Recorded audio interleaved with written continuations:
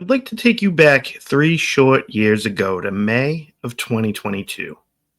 This was when the left and their buddies in the media started freaking out because the Supreme Court ruling that would end up overturning Roe v. Wade had been leaked. This was, without a doubt in my mind, leaked by a staffer for one of the three Democrat appointed justices. Sadly, the leaker was never exposed, and just as sad, everyone seems to have just shrugged and taken an oh well approach to the egregious attack on the sanctity of the highest court in the land. How can I connect this breach of trust to a member of the left if the leaker was never discovered? Simple. The decision was leaked to intimidate, harass, and bully the conservative justices into changing their opinions. The timing of the leak was the last ditch effort by the left to preserve their sacred right to murder babies on the altar of feminism. This was a Hail Mary like attempt to encourage a left wing lunatic to go out and murder a conservative judge on behalf of their fellow comrades. You may be thinking that I'm taking a pretty big leap making that connection. And I get why you might think that. I mean, it's not like large crowds of rabid leftists were gathered outside the justices' homes or anything. I'll remind you that this was only 2 short years after violent leftist mobs set the country on fire during their mostly peaceful Floyd riots. How could you forget the advice from Maxine Waters to make life uncomfortable for Republicans? Waters encouraged her supporters to get in Republicans' faces when you see them out at restaurants. It should have been a surprise to nobody when a radical leftist by the name of Nicholas Roski was arrested on June 8th, 2022 for an attempted assassination of Justice Brett Kavanaugh. Roski specifically cited the leaked opinion for his reason for wanting to kill Kavanaugh. You need proof that this person was a rabid left-wing psychopath? How about we fast forward to 2025, where Nicholas is now calling himself Sophie and trying to claim that he's now somehow a woman. He was just granted a measly 8-year prison sentence by a soft judge that showed mercy and sympathy to Nick for his now transgender status. I'd like to remind you of what happened on December 4th, 2024. That is the day that United Healthcare CEO Brian Thompson was shot and killed in broad daylight in New York City by Luigi Mangione for the great sin of being a CEO in the health insurance industry. Since the murder, Mangione has become a hero to the cat ladies of the left. The younger, more radicalized members of the left have been suckered into believing that opposition to universal free healthcare is tantamount to murdering sick people. Instead of being painted as a murdering coward scumbag in the eyes of public opinion, Mangione has been celebrated as a Robin Hood or Billy the Kid-like figure by mainstream pop culture. So-called comedian Bill Burr was heard shouting, "Free Luigi," on the Jimmy Kimmel Show.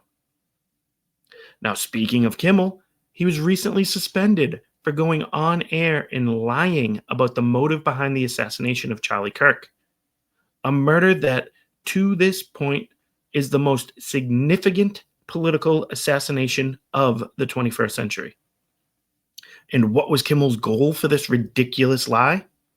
To shift blame for the state of political violence that we find ourselves in from his side of the aisle and redirect it to the right, into the MAGA crowd.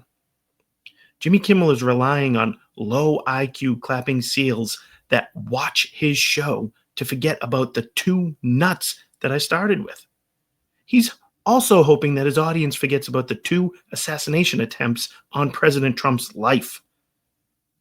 You know, in the aftermath of Charlie Kirk's murder, which fell on the heels of the transgender leftist shooting of the Catholic Church in Minnesota, I was talking with a neighbor about the rage and anger I felt myself feeling. My neighbor told me that he didn't like Trump's response on the night that Charlie had died.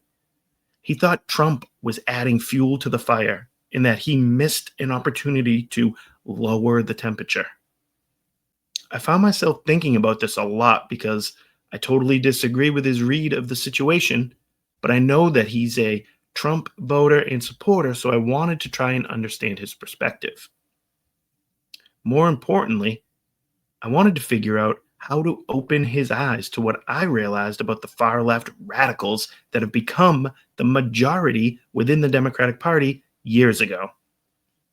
They are not interested in peace with anyone that opposes teaching transgender and LGBTQ values to children in elementary schools. If you oppose that, they think you are an evil religious zealot hell-bent on genocide. The left does not want to lower the temperature with the right. Members of the left play a dirty, unethical game of cutthroat politics, and their strategy has worked for them for the past 50 years. They've been in control of our schools, our media, and our entertainment, but the right is finally taking it back. So the left is lashing out now with violence. Now, you are all aware that I'm a big fan of Mr. Ric Flair. Woo! He was the ultimate heel wrestler, and he did something in most of his big matches that I believe the left is attempting to do in this moment.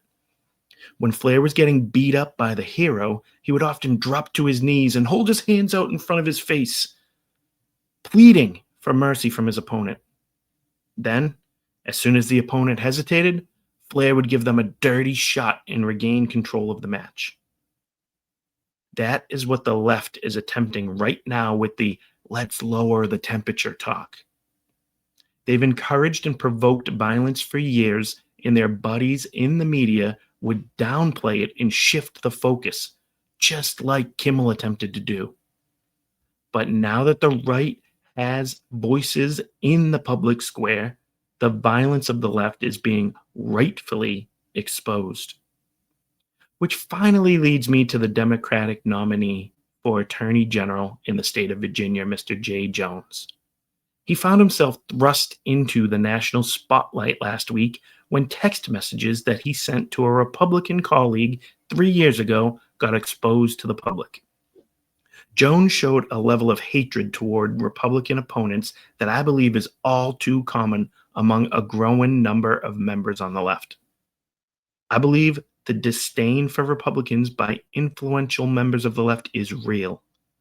I believe their willingness to label their opponents racist, homophobic, Nazi fascists has directly led to the rise in left-wing violence that we're talking about. Jay Jones just happened to be dumb enough to put it in writing and send it as a text message. The text started because Jones was upset that some Republican politicians showed up to a Democrat's funeral and said nice things about the deceased. Jones wrote, quote, "If those guys die before me, I will go to their funerals to piss on their graves."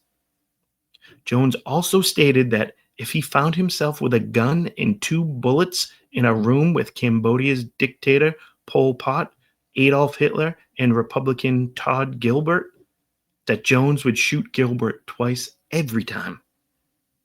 Disgusting.